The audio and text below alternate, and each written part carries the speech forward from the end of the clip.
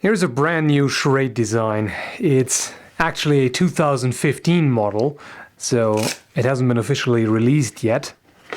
And it's the SCHF28.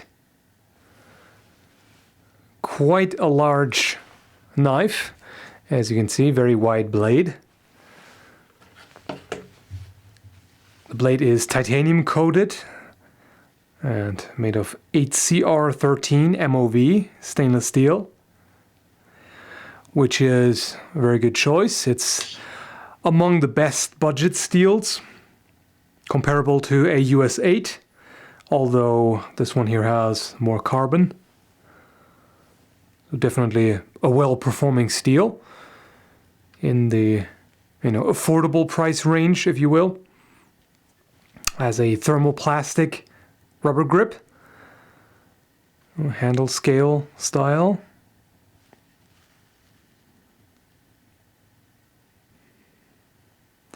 Comes with a thermoplastic sheath, which is very solid. And if you take a look at it here, you'll see that it's quite thick, very massive, and knife fits in quite well.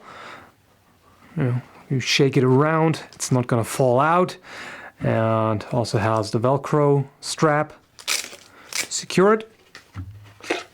The sheath seems very well made, and it has a variety of attachment options. You can have it on your belt right there, or you can put straps through the slots here, or paracord through the eyelets. Definitely a lot of options. Quite like the sheath, definitely very well made. And the knife itself, I've tested.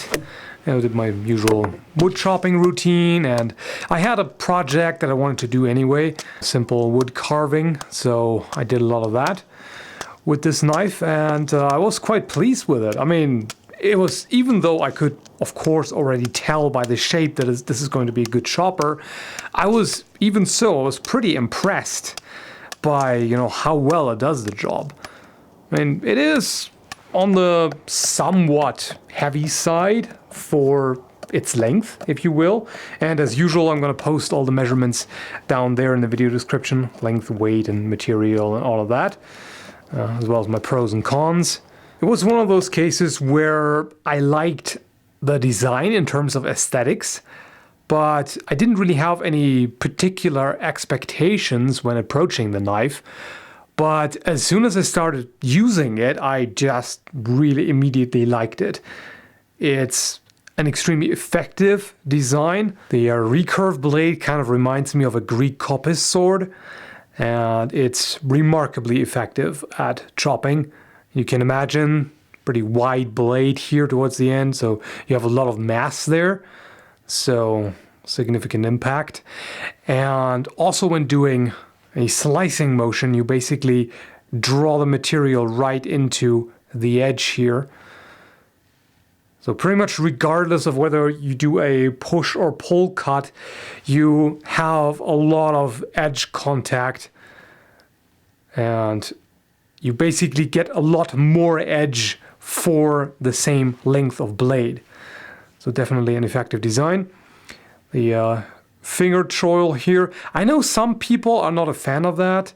They prefer, the edge going all the way down to the handle. But I have to say, I found it pretty useful. I actually utilized that quite a bit when shaping a piece of wood. That way you can regulate the power of the swing. If you hold it all the way down here, this is going to be a very powerful chop. If you choke up, you can regulate how much material you're going to remove. So I personally quite like that. And one issue, which is minor but deserves mentioning, is for batoning. The spine here is almost a false edge. You can see it's ground and becomes quite narrow. So this can really, chew up the baton, which again is not a big deal because a baton is usually just a piece of wood that you either found in the woods or that you just, roughly cut into shape. As far as the sharpness is concerned, this is how it performed right out of the box, and I'm definitely pleased with that. Nice, sharp, functional edge, no problem. Let's see how it is after, well, I'd say about 3 hours of continual work with it.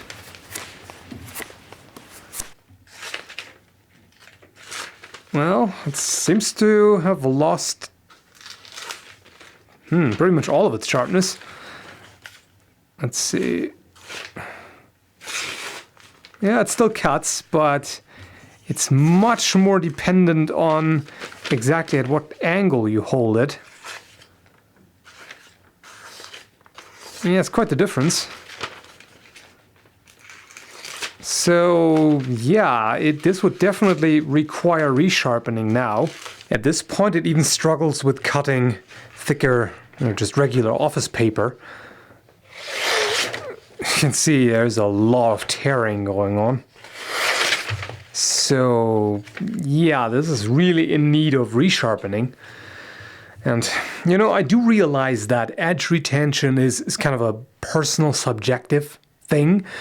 Unless you can come up with a scientific method of consistently testing and comparing how different blades perform, it's ultimately going to be a matter of your personal preference, your experience, the type of tasks that you normally do.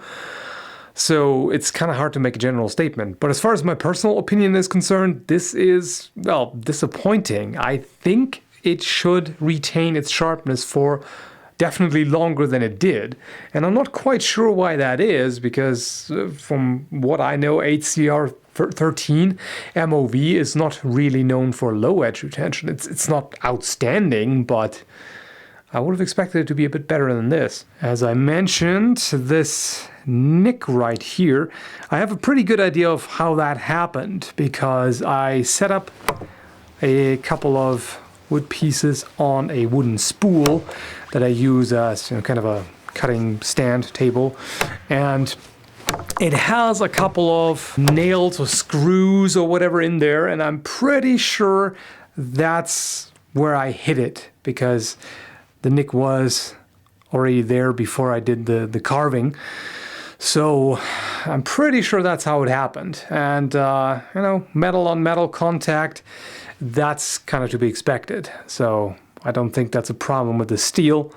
The grip may look a little odd, but it is perfectly comfortable. I mean, very ergonomic, and it's a bit wider than a lot of other knives that I've handled, and relatively thin in comparison, but I have no issue with that at all. And you don't slide down when chopping. That's a very nice thing. It's probably because the rubber has a lot of traction, but really when you're holding it like this, you can just keep chopping all the time. I've tried a lot of knives where it just tends to keep sliding down more and more until you're just basically holding onto it with just the index and thumb, and then you have to choke up on it again. But with this one, not a problem at all, and no hand shock either. So absolutely zero problem with that. Very comfortable, very effective. And I mean, if you wanted to, if you prefer a wooden grip, you can easily remove these handle scales here, make your own handle scales and attach them. That's not a problem at all. So overall, what's my verdict on the SCHF28? When it comes out next year, should you be looking for it? Should you give a crap? I'd say yes. I mean, yeah, the edge retention is rather mediocre, at least in my opinion. And I'm still not entirely sure what to make of the chipped edge. Like I said, I'm fairly sure that I probably hit metal there, but I can't be entirely certain. This might also be an issue with the tempering. I can't say for sure. And if you're not a fan of heavy knives, comparatively heavy, going by the length, then this is probably not really your thing. But personally, I like it a lot. I mean, it's an excellent chopper. It performs really well. It's pretty much like a mini machete, so it does the job admirably well, and it's really great in the hand. I mean, generally the design is just fantastic in my opinion. It's I would really love to see this design in, you know, somewhat higher end materials. You know, this in say 1055 carbon steel or 1095, or maybe a better stainless steel like VG10, or, you know, there's a variety of options. So I personally wouldn't mind paying a bit more for extra quality.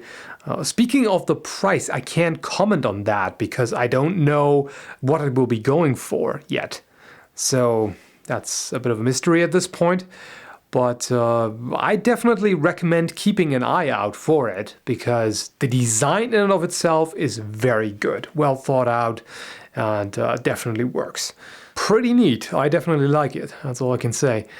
So hope this was helpful, and thanks for watching.